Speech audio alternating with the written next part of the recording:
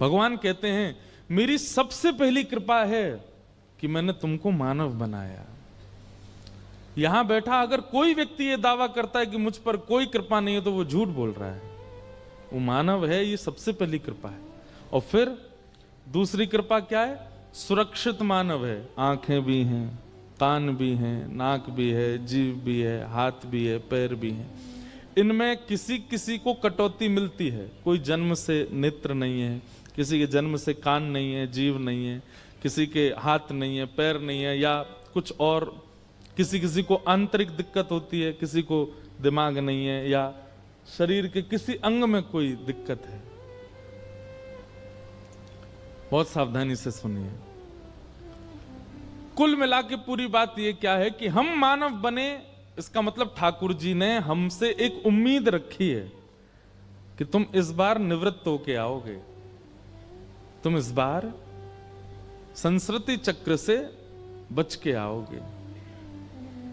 हमारी बात को बहुत सावधानी से सुनिए, इधर उधर मत देखिए, इधर देखो। उम्मीद है ठाकुर जी को हमसे,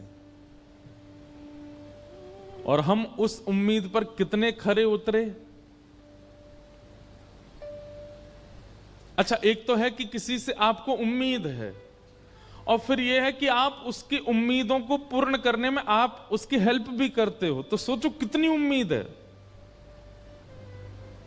बहुत ध्यान से सुनिएगा। जो लोग कथा में नहीं आते, जो लोग वृंदावन नहीं जाते, जो लोग प्रवचन नहीं सुनते, जो लोग सदगुरु के पास नहीं जाते, या जो लोग ग्रंथों का आश्रय नहीं लेते, जो लोग भक्ति मार्ग का आश्रय नहीं लेते, केवल जी रहे हैं, खा पी रहे हैं, कमा रहे हैं और बस लुटा रहे हैं, उम्मीद उनसे भी है ठाकुर जी को, पर उनकी ठाकुर जी ने हेल्प नहीं की। आपकी हेल्प की। किस चीज में हेल्प की? एक तो आपसे उम्मीद, ऊपर से आपको भेजा ठाकुर जी ने भगवद मार्ग में, आपको एक सदगुरु प्रदान कर दिए, आपके माथे पर अपने चरण के रूप में तिलक विराजमान कर दिया, आपके कान में आपकी निवृत्ति के लिए अपना नाम प्रदान करवा दिया। इसका मतलब क्या है?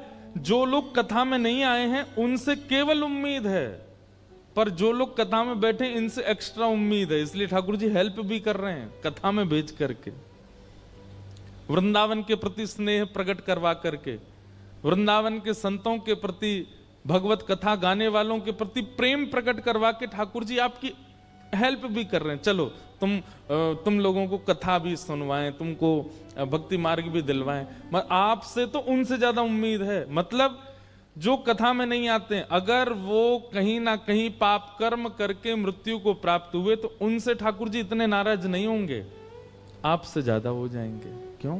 तो तुम्हारी तो इतनी हेल्प भी करी थी, अमृतसर में रोज कथाएं करवा रहे थे, अमृतसर में बड़े से बड़े भक्तों को भेज भेज करके आपको